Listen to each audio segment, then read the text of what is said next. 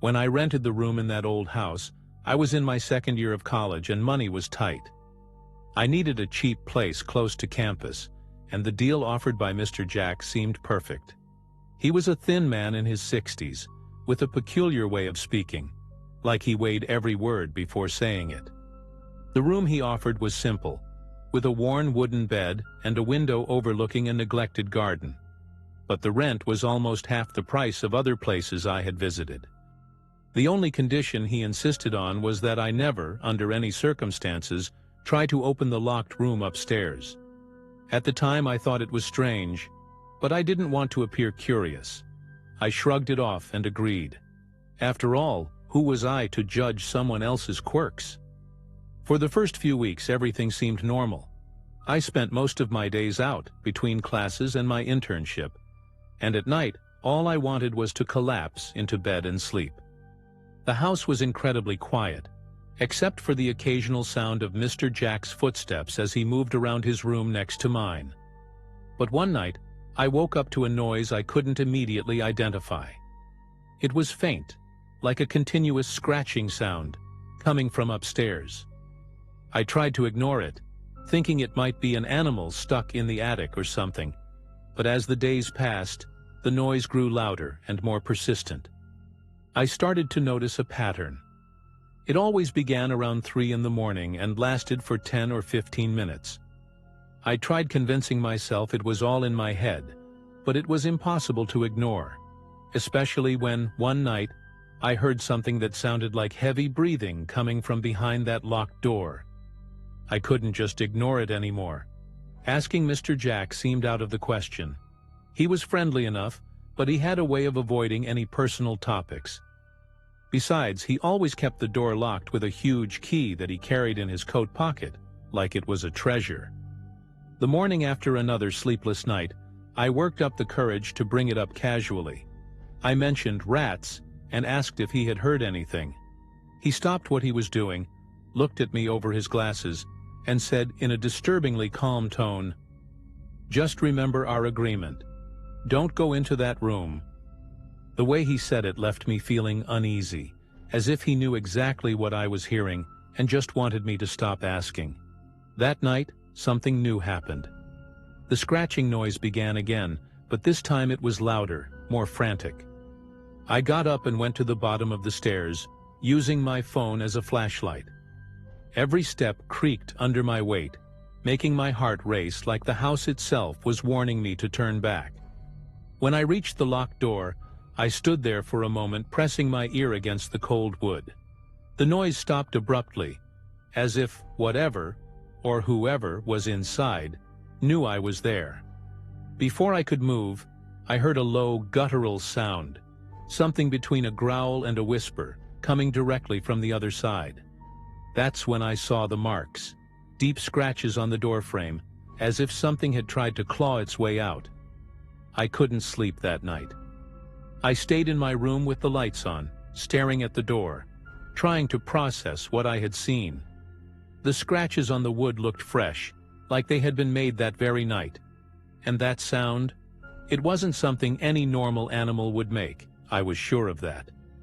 My mind raced with wild theories. Maybe Mr. Jack was hiding some exotic animal, or maybe it was something far worse, something I didn't even want to think about. No matter how hard I tried to convince myself to let it go, there was a part of me that couldn't. I needed to know what was going on, even if it meant breaking the one rule he had set. The next night, I decided to investigate. I waited for Mr. Jack to leave for his nightly walk, something he did religiously at 8 o'clock. I grabbed a hairpin, and with the help of a few quick tutorials on my phone, tried to pick the lock. My hands were shaking so much that I almost gave up, but after a few minutes, I heard the click. My heart pounded in my ears as I pushed the door open, which creaked long and loud. The smell hit me first, a mix of mold and something metallic, like rust or blood. The dim light from the hallway barely illuminated the room, but I could make out the outline of an abandoned bedroom, with furniture draped in sheets and a thick layer of dust covering everything.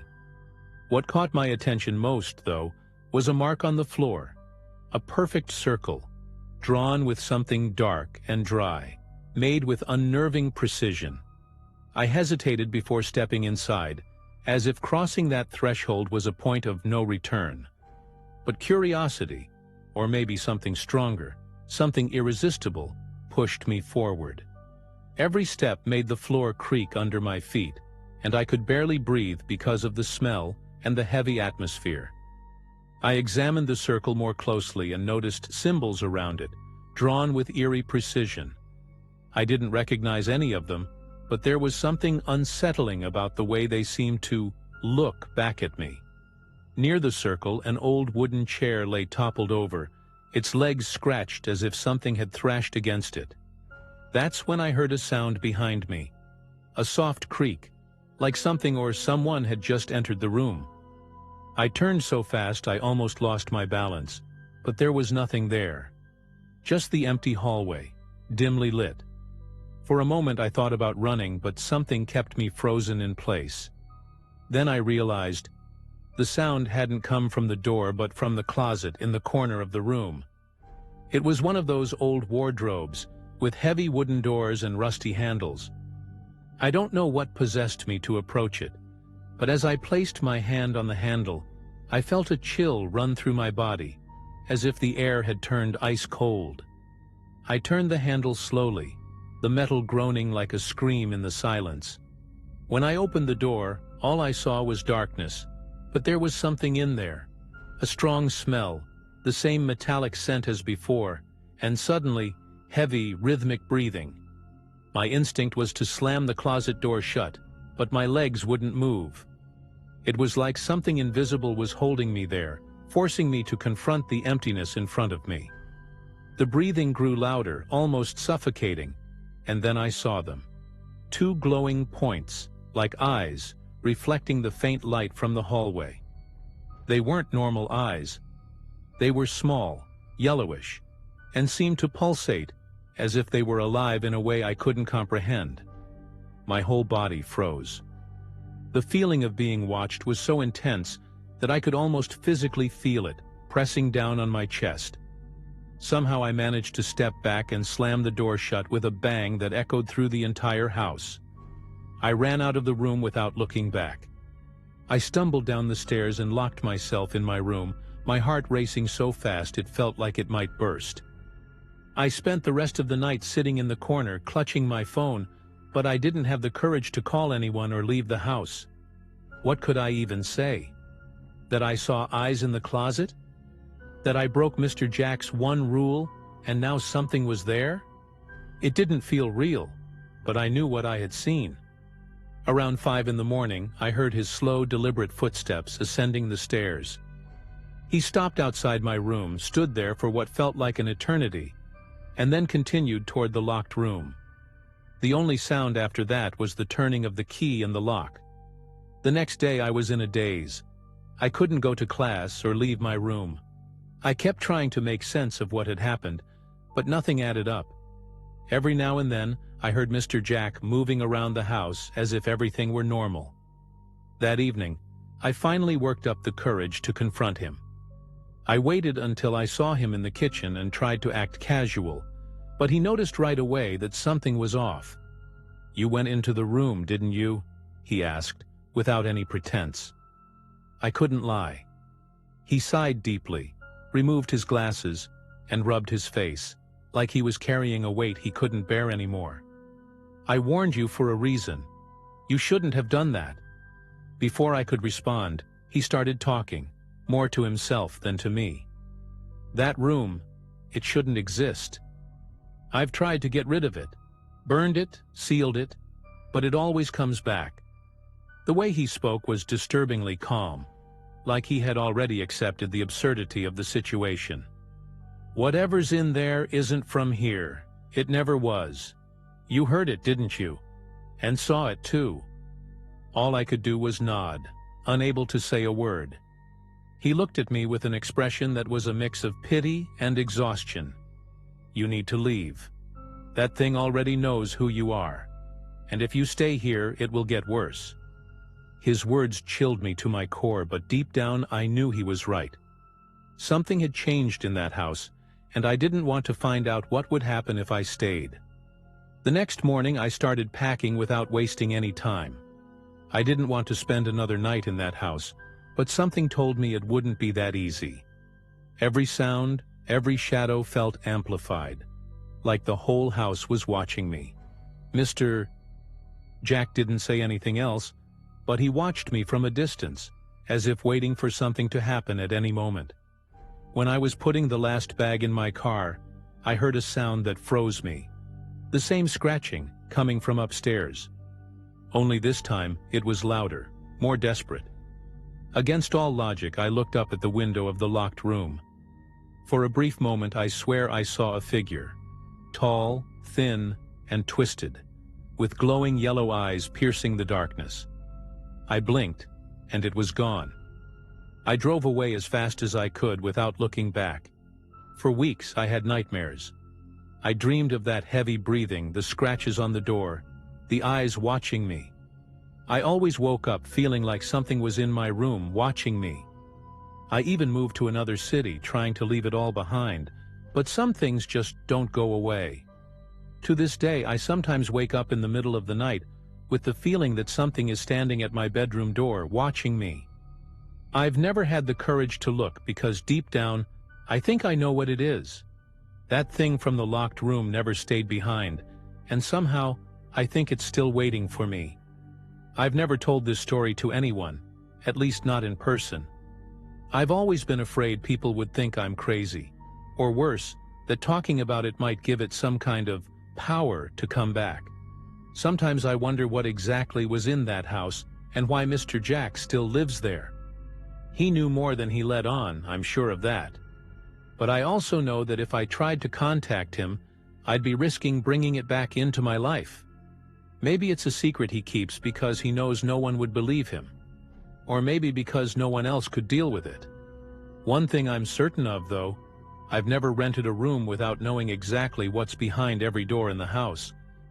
Sometimes, when I'm alone and the house is quiet, I find myself listening, paying attention, waiting to hear that scratching or that breathing. It might seem paranoid, but after what I went through, I don't think you can be too careful. I don't know what it was, or why it chose me. All I know is, if I ever hear that sound again, I'll run and never look back. And if you ever find a house with a room that can never be opened, do yourself a favor. Don't stay to find out why.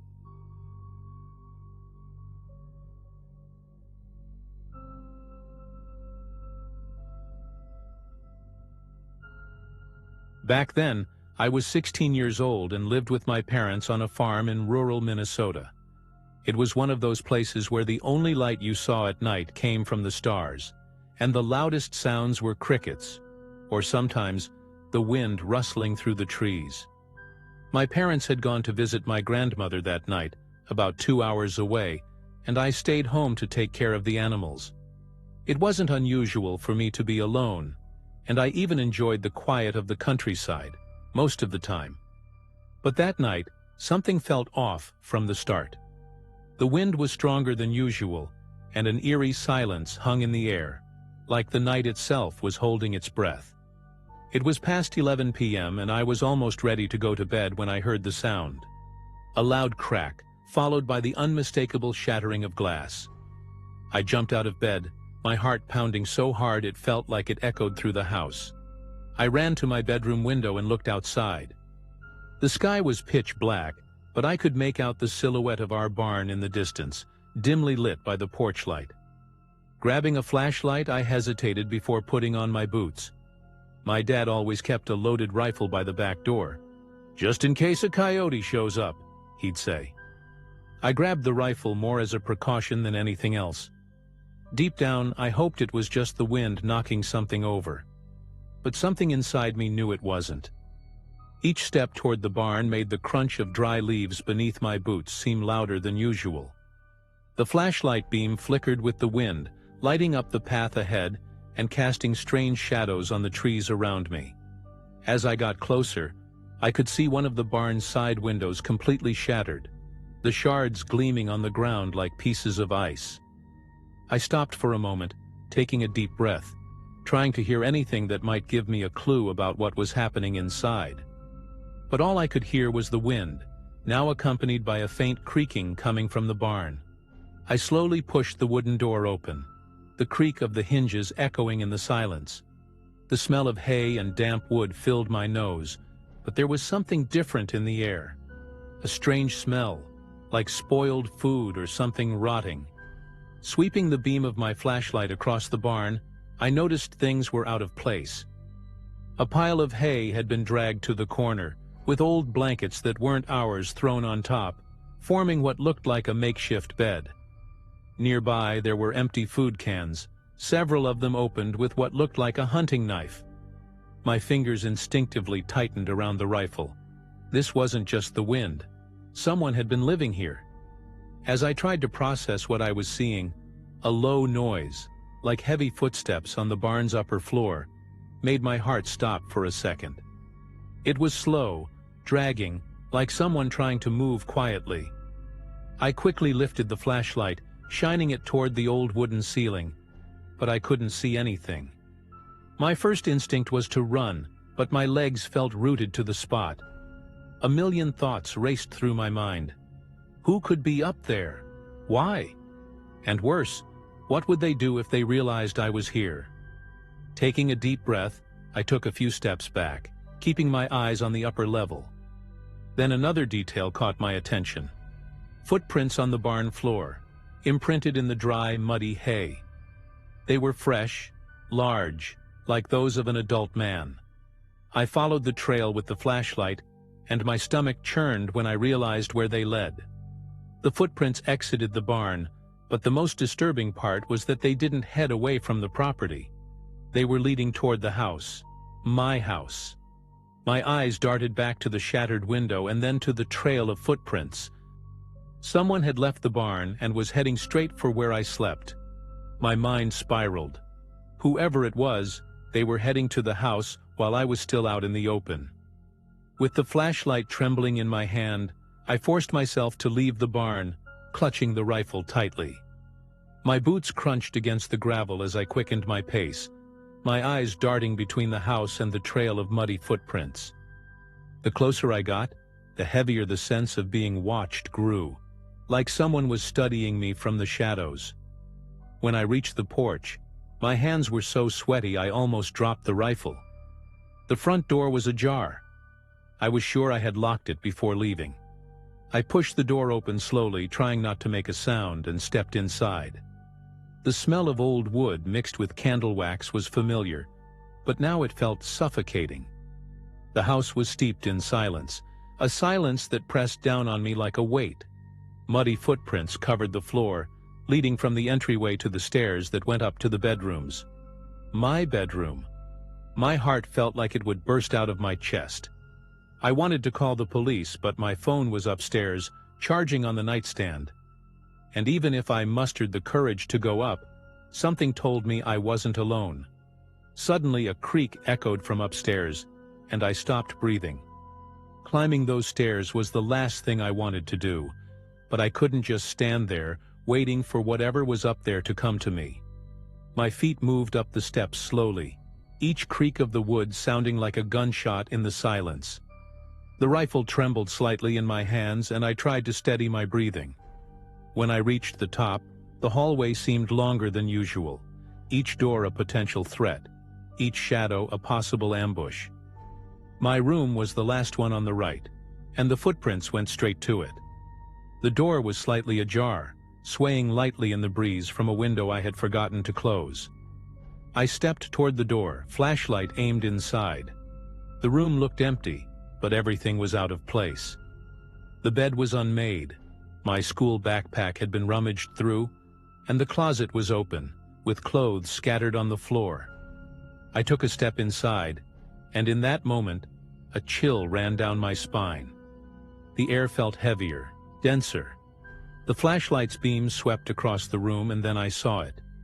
A pair of muddy boots sticking out from under the bed. For a second, time seemed to stop. It wasn't something I could imagine. Someone was lying there, hiding, breathing so quietly I almost didn't notice. My first impulse was to step back, but the creak of the wood under my boots must have betrayed me. The boots under the bed shifted abruptly, and before I could react, something started crawling out. My body froze. The flashlight trembled so much in my hand that the light wavered, casting grotesque shadows on the walls. Then he appeared. It was a man, dirty, with a scruffy beard and wild, desperate eyes. He didn't say anything. He just stood there, staring at me like he was deciding what to do next. Without thinking, I raised the rifle and shouted at him to stop. My voice came out louder and shakier than I expected, but it was enough to make him hesitate. He slowly raised his hands, his wild eyes locked on mine. I just needed a place to stay," he muttered, his voice hoarse and barely audible. But something about him felt off. His eyes didn't look scared or remorseful. They were cold, calculating. Then, as if realizing I had let my guard down for a second, he lunged at me. The impact was so quick I barely had time to react. He shoved the rifle aside and we both crashed to the floor. The flashlight rolled under the bed, plunging the room into dim shadows. I fought with everything I had, but he was stronger, driven by some kind of insane desperation. In the chaos, I managed to grab the rifle again, and with an instinctive move, I struck him on the head with the butt of it. He fell to the side, groaning in pain but still conscious. My heart was pounding so hard it felt like it would burst. I scrambled to my feet, holding the rifle as if my life depended on it. Because it did. "Get out of here! Now!" I yelled, aiming the rifle at him, my hands still shaking. He slowly backed away, his eyes still fixed on me with that cold, almost inhuman stare. "This isn't over," he muttered, his voice low, almost like a warning. I watched as he got to his feet, limping out of the room. I followed him at a safe distance, not taking my eyes off him, as he descended the stairs and disappeared into the darkness outside.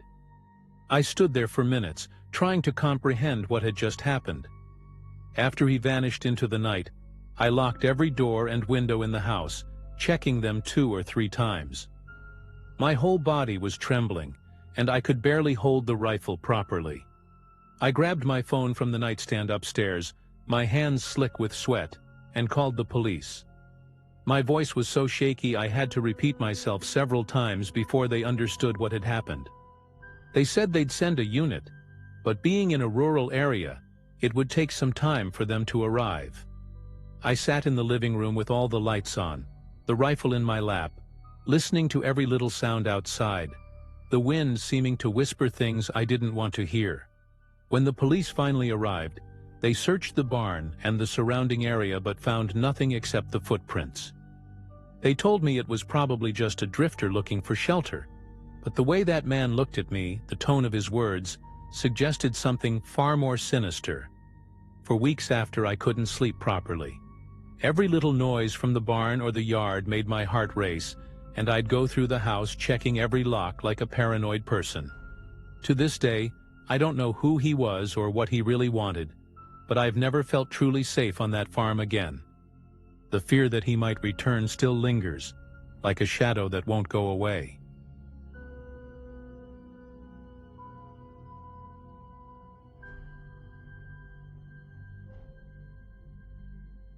I've never been the kind of person who believed in strange things or scary stories. I'm more of a practical thinker, someone who always looks for logical explanations. This happened about 2 years ago when I was working from home, editing texts for a small publishing house. My schedule was a mess, so it wasn't unusual for me to be awake in the middle of the night. I lived alone in a simple house in a quiet neighborhood, the kind with poorly lit streets and low fences. That night I was sitting on the couch with my laptop trying to finish some work, when I heard a knock at the door. It wasn't loud or insistent, but just enough to pull me out of my concentration. I looked at the clock. 2:37 a.m. It already seemed strange for someone to show up at that hour, but at first, I ignored it. Then the knock came again, louder this time. I got up feeling a knot of unease in my chest, like something wasn't quite right. I peeked out the side window, pulling the curtain just slightly to avoid making any noise. That's when I saw an older man, maybe in his 70s, standing on my porch. He was holding a paper bag, the kind you see in American movies, filled with groceries. He seemed harmless, wearing a faded brown sweater and loose pants, but what caught my attention was the way he stared at the door without blinking.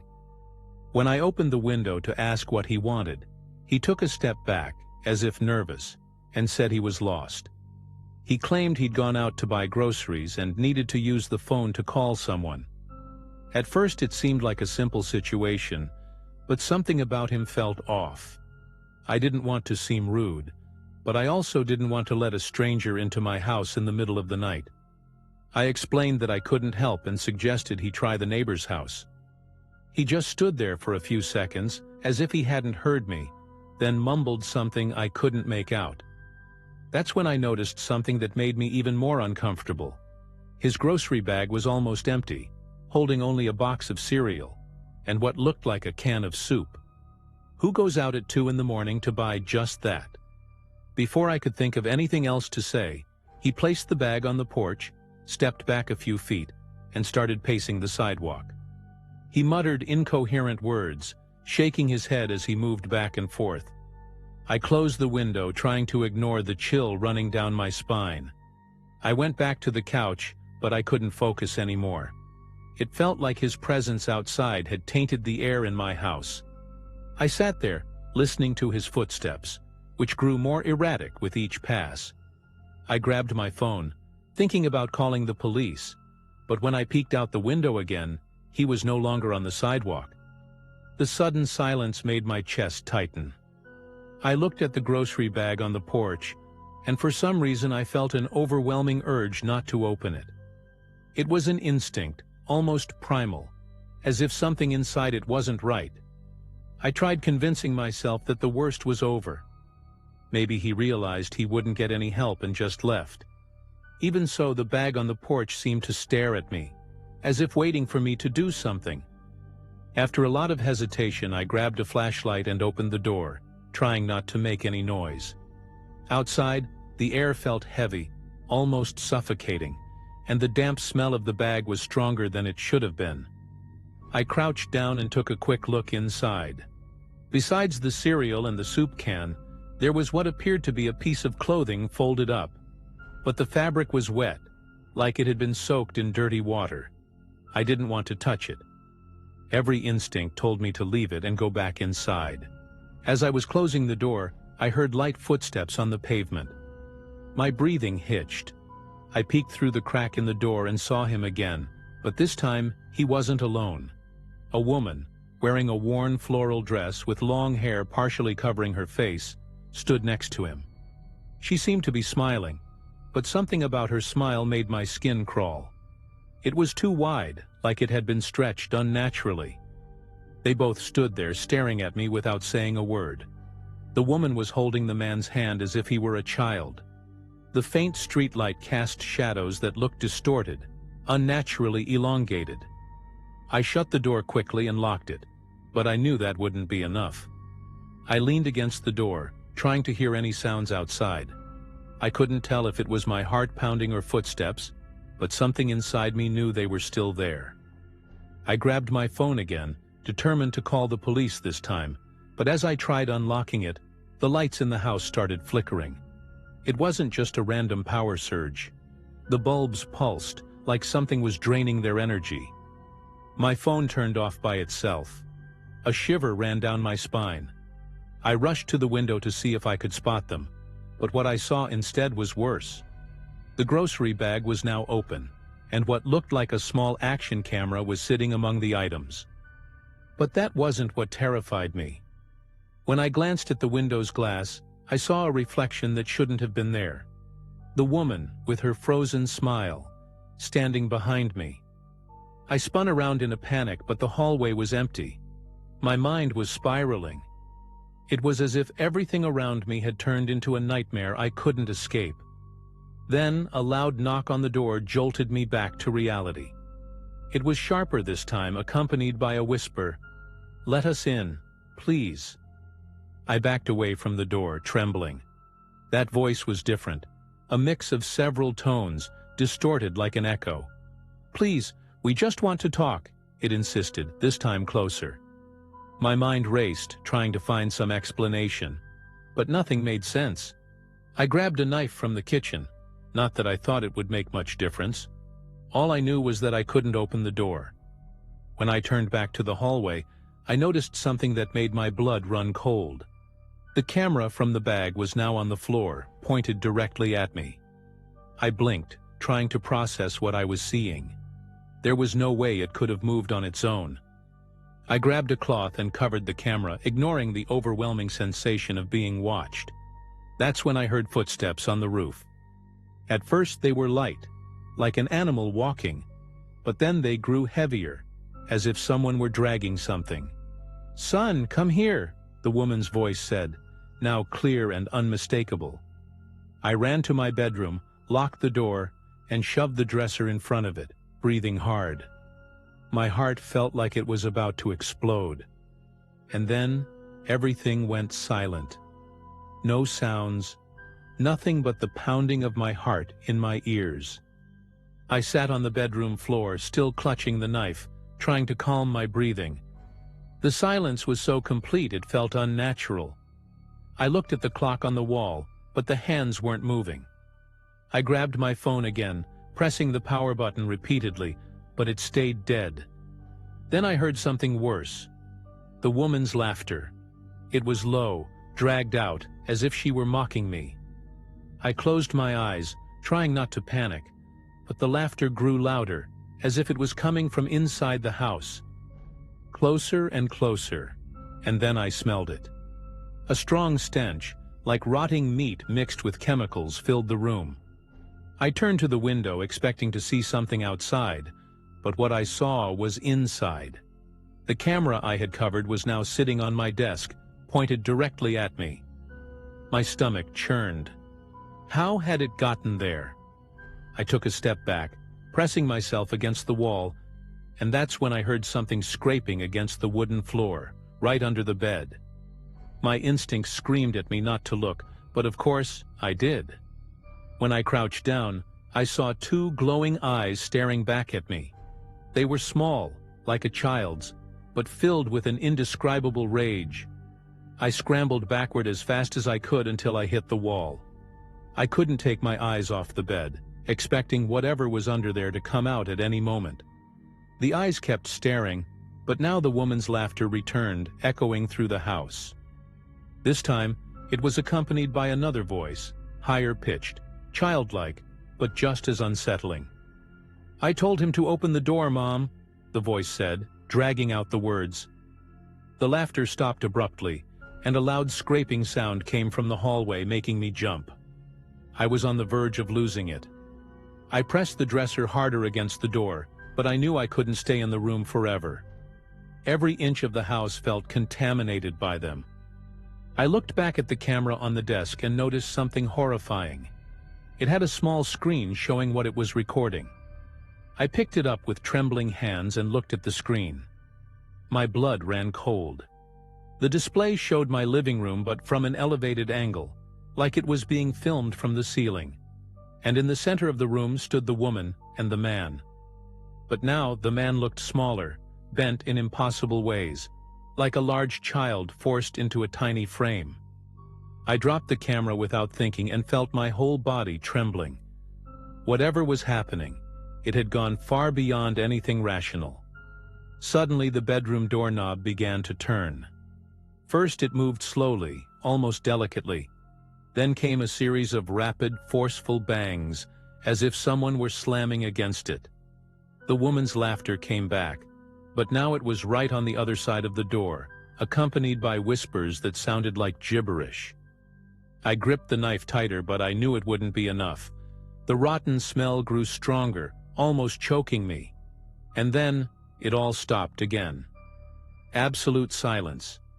For a moment I thought it might be over, but then a calm, eerily soft voice came from under the bed. "Are you going to play with us now?" Before I could react, the bed was yanked back with impossible force. Something crawled out, too fast for me to make sense of it, and I felt an icy hand grip my ankle. I screamed, kicking at whatever it was, until I broke free. I bolted for the bedroom door, shoving the dresser aside, and ran without looking back. I had to get out of that house. I managed to open the front door and ran outside, feeling the cold night air hit me. I didn't even glance back. All I wanted was to put as much distance between myself and that house as possible. I only stopped when I reached the main street, with the streetlights flickering erratically. My breathing was heavy, and my legs nearly gave out from all the running. I looked around, hoping to see someone, anyone, but the street was empty. I grabbed my phone, and to my surprise, it powered on this time. I called the police and gave them a brief version of what happened, leaving out the details that would make me sound crazy. When they arrived, they took me back to the house. My stomach churned just seeing the porch. To my surprise, or maybe relief, the grocery bag was gone. The camera had disappeared too. The officers searched the house but found nothing unusual, just displaced furniture and scratch marks on the bedroom floor. One of them gave me a skeptical look, as if he thought I'd made everything up. They told me to get some rest and call again if anything else happened. I didn't have the courage to spend another night there. The next day, I put the house up for sale and never went back. To this day, I don't know what those things were or what they wanted from me. But every now and then, I still feel like I'm being watched, especially when I'm alone. I don't know if it's paranoia or if something from that night is still following me. All I know is I'll never open the door for a stranger again, no matter the time.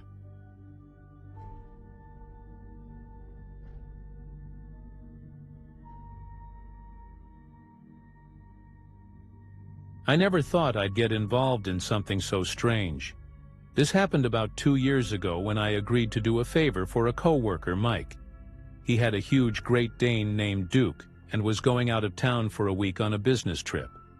Knowing I lived alone and loved dogs, he asked if I could stay at his house to look after Duke.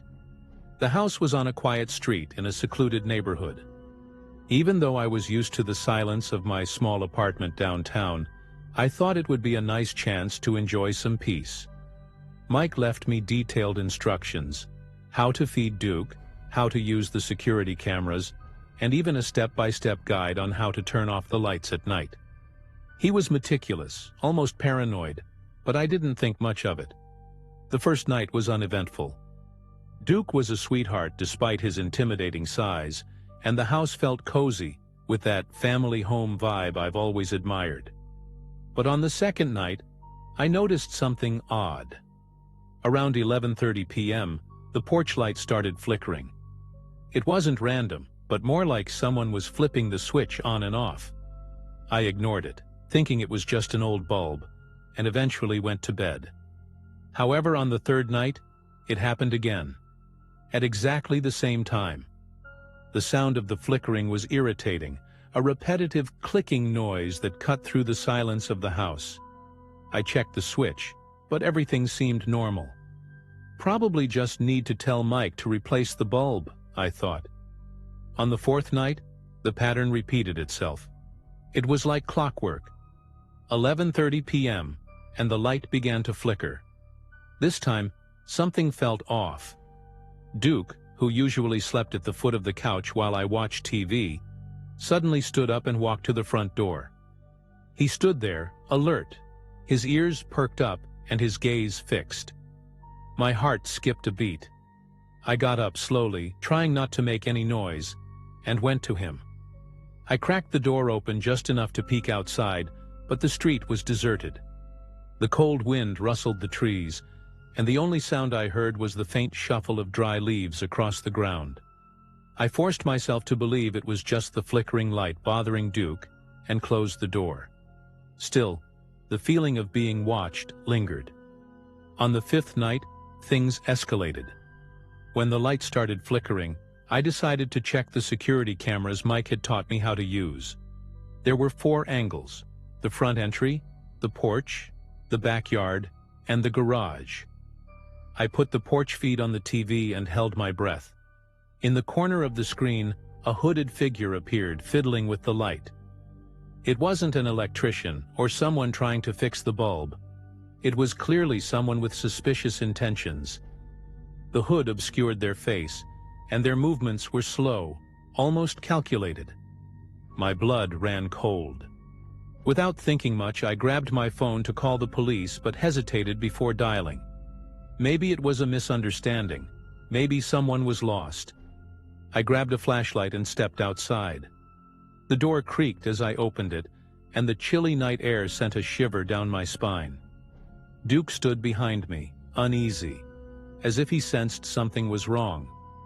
The porch light was still flickering, but there was no sign of the hooded figure. I walked slowly toward the switch, trying not to make any noise, holding the flashlight tightly in my hand. The silence was oppressive, interrupted only by the faint chirping of crickets and the rustling of trees. When I reached the porch, I looked around but saw nothing. The feeling of being watched persisted, and honestly, I almost retreated back into the house. Then I noticed something on the door, a piece of paper taped to it. My hands trembled as I grabbed it, and when I turned it over, the handwritten message made me freeze. "We know you're here." I rushed back inside, locking the door behind me. Duke started barking uncontrollably, the sound echoing through the house. My mind was racing. Who could have left that note? And why? I didn't know anyone in the neighborhood and didn't have any enemies that I knew of. I turned on every light in the house, trying to push away the dread crawling up my chest, but the sense of unease only grew. I decided to re-watch the security footage to understand what had happened. My stomach churned as I reviewed the recording. The hooded figure appeared again on the screen, walking slowly across the porch. When they stopped at the door, they tilted their head as if listening to something. Then, with deliberate movements, they left the note and looked directly at the camera before leaving. But the most terrifying detail was what made me nearly drop the remote. Their eyes glowed in the dark. After watching that recording, I was officially terrified. I called Mike, even knowing he was in a different time zone, and explained everything. He was silent for a moment before saying, "Man, that's never happened before. I've got neighbors who might pull pranks, but nobody would mess with my house like that." His response didn't help at all. What made me even more nervous was his suggestion. "Lock everything up and stay with Duke. I'll get someone to check on you in the morning." Waiting until morning felt impossible. I went to the kitchen and grabbed a knife to feel at least a little safer. Duke kept pacing back and forth in the living room, as if trying to warn me about something. It was 2 a.m. when I heard the sound. A knock, faint and repetitive, like someone scratching at the living room window. The noise made my heart race, and for a moment I froze. I turned off the lights and crept to the window, peeking through the blinds. Outside, in the darkness, I saw the same hooded figure standing in the middle of the yard, staring directly at the house. I couldn't make out their face, but their posture was menacing. It was like they knew I was watching and didn't bother to hide. Instead, they raised a hand and pointed at the door. I yanked the curtain shut and backed away, breathing hard. The tension was unbearable, and I knew I had to do something. I couldn't just sit there, waiting for things to get worse. With trembling hands, I called the police. I explained the situation as quickly as I could, trying to stay calm while Duke kept barking like crazy, his barks echoing through the house like a warning. The dispatcher said they'd send a patrol, but it might take some time due to the area's location.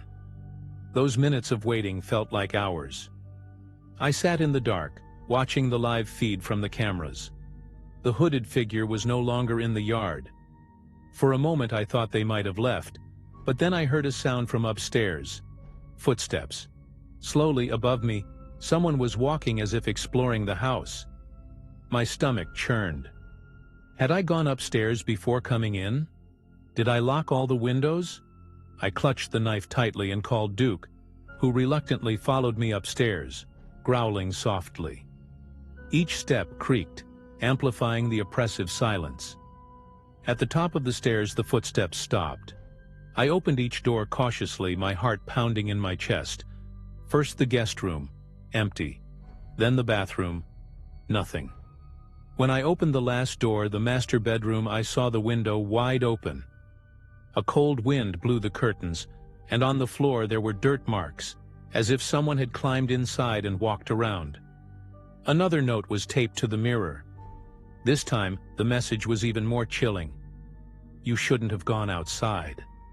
I could barely breathe. "You shouldn't have gone outside" meant they knew I had stepped out to check the porch light.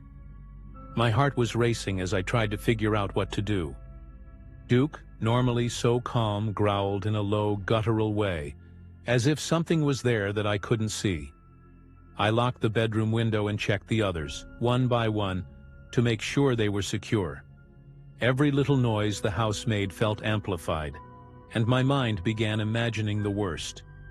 When I finally went downstairs, I noticed something even stranger. The dining room chairs had been flipped upside down, all aligned symmetrically, as if someone wanted to send a message. Duke stood by the front door, growling softly but with a look of near panic, as if begging me to leave. The clock read 2:30 a.m. when I heard the faint scratching sound again, this time coming from the front door. I approached cautiously, clutching the knife even tighter. Duke barked wildly, his barks reverberating through the house like an urgent warning. I peeked through the peephole, but the street was empty. Still, the scratching sound continued, like someone dragging their nails across the wood. I finally worked up the courage to open the door quickly, ready to confront whoever was there. But outside, there was only another note taped to the door, swaying in the wind. The message, written hastily this time, read, "Last chance. Leave." By this point, I was at my breaking point. I grabbed Duke and barricaded us in the bedroom, taking the knife, my phone, and a chair to block the door. I didn't know what to expect anymore, or who could possibly be doing this. I sat on the floor, leaning against the bed, trying to think of a plan. Duke stayed by my side, restless, but he seemed to understand that we needed to stay quiet. Hours dragged on, and I found myself dozing off, exhaustion finally taking over. I woke to a sound, not banging, but tapping. It wasn't on the bedroom door. It was on the window. My blood ran cold. We were on the second floor, and there was no logical way someone could reach that window without a ladder. With the flashlight from my phone trembling in my hand, I slowly approached the curtain. Duke growled but didn't move, as if he was just as scared as I was. I pulled back a corner of the curtain just enough to peek outside. On the other side of the glass was the hooded face, the same one from before, staring right at me.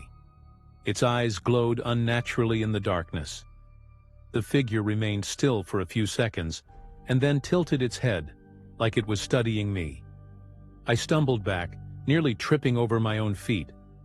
Before I could react, the sound of sirens pierced through the night. The police had finally arrived. When I looked back at the window, the figure was gone, as if it had never been there. I ran downstairs to let the officers in, Duke following close behind me, still on edge, but seeming somewhat relieved by the presence of others. I quickly explained everything to the officers, struggling to sound coherent as I recounted the bizarre events. They searched the house and the yard but found no one. When I told them about the hooded figure, the notes, and the footsteps upstairs, I could see skepticism in their faces. One of them suggested it might have been a cruel prank, possibly by teenagers in the area. But I knew it wasn't that, though I didn't argue. I asked them to keep an eye on the neighborhood that night, and they left, promising to return if anything else happened. After they left, the house felt eerily quiet, almost too quiet. It was as if whatever had been tormenting me was finally gone. I stayed up the rest of the night, sitting on the couch with Duke at my side, staring at the security camera feed. Nothing happened. The next morning, Mike came back from his trip. He found me exhausted, with dark circles under my eyes and a hollow look that he later described as, like I'd seen a ghost. I told him everything, and while he didn't outright dismiss my story, I could tell he wasn't convinced. We checked the camera footage together, but somehow, the recordings from the last 2 nights were missing. Mike looked confused but not particularly frightened. Before I left, he thanked me and said he'd reinforce the house's security. To this day, I don't know who or what was in that house with me during that week. I never received any more notes, and Mike never mentioned anything unusual happening afterward. But every time I drive past that neighborhood, I get a chill down my spine and avoid looking at the house. The memory of those glowing eyes at the window still haunts me. And if you're wondering, I've never agreed to house sit or dog sit for anyone ever again.